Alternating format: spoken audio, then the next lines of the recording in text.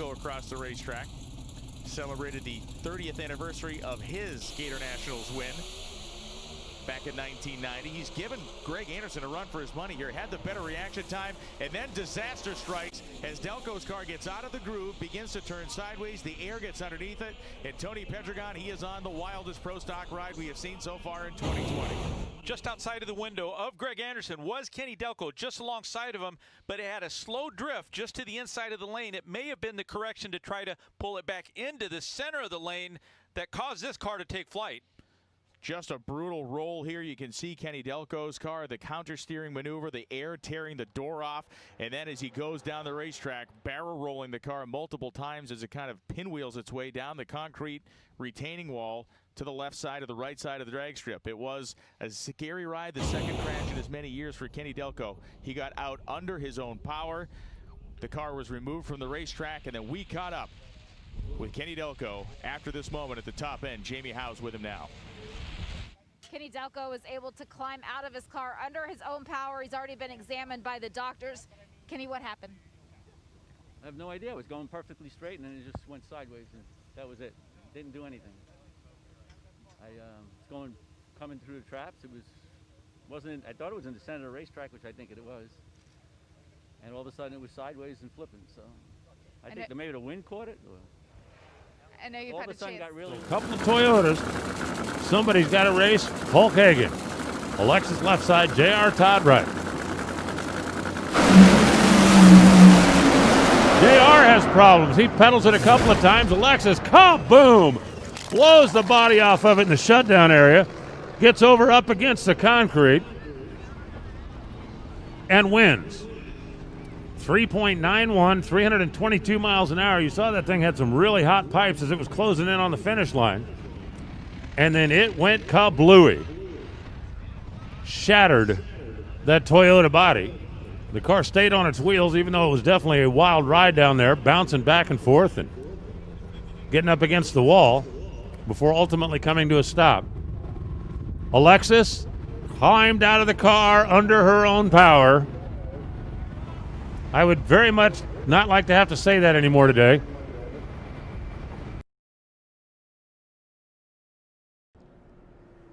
Just kaboom down there at the finish line. You can see her fighting for control of the thing.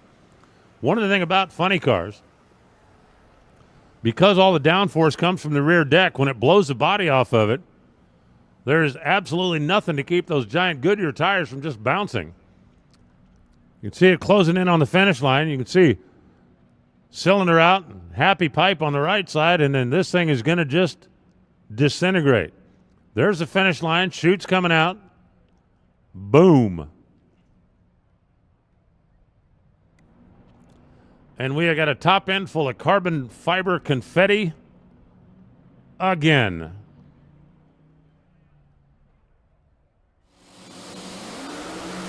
Kind of like that.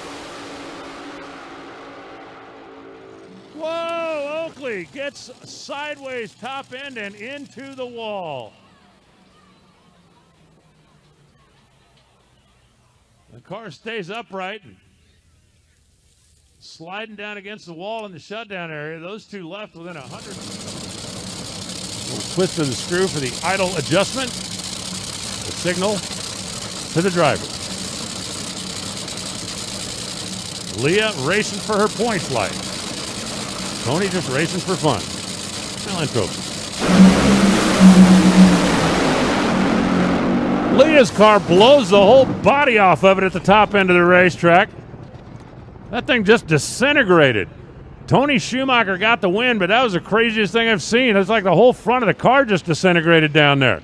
Leah's car has come to a stop, and she is already opening the capsule, and Leah Pruitt climbs out of what's left of that Don Schumacher race car. Holy smokes. That thing, she hit the gas, it washed out, it moved towards the center line. Those two were glued together. They were 0.04 apart at 330. And then stuff started flying. Looking at the video up on the Sunoco Vision, the front half of the car is missing. And it came to a stop. Leah unbuckled and climbed out.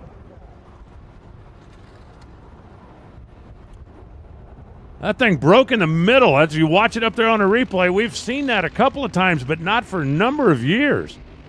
The chassis bowed up in the middle, and then when it broke, it arched up and flew away, up close and personal.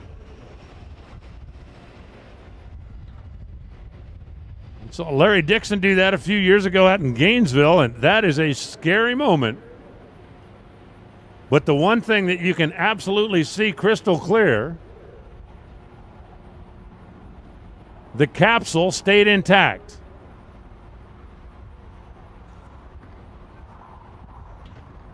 And after a wild flight,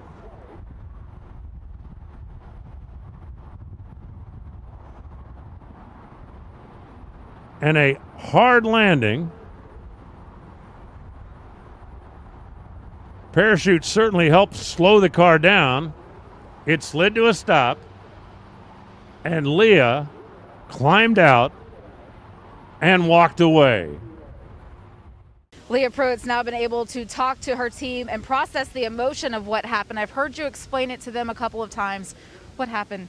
Sure. Well, obviously, of course, we're going up an incredible teammate, and we got an incredibly fast car, and makes a move a little early, and this car's been very reactive, and all of a sudden, one thing I know I'm hauling ass, the next thing I know I'm sky high like I'm flying, and I held on, and I knew that this wasn't going to be good. But honestly, I have to say, and this sounds so weird, the amount of confidence that I had in the car, and I knew what was about to happen, and I've seen every crash that's probably ever been in drag racing, and I prayed and I hung on, slammed back down, and I'm so thankful for the Don Schumacher chassis, for my entire crew, for all the safety, everything that's ever been implemented in Top Fuel for me to be able to walk away. So, man, I don't know. We're definitely going to turn this thing around. This championship chase is not over, but we just a little step back and we'll catapult forward. I know that.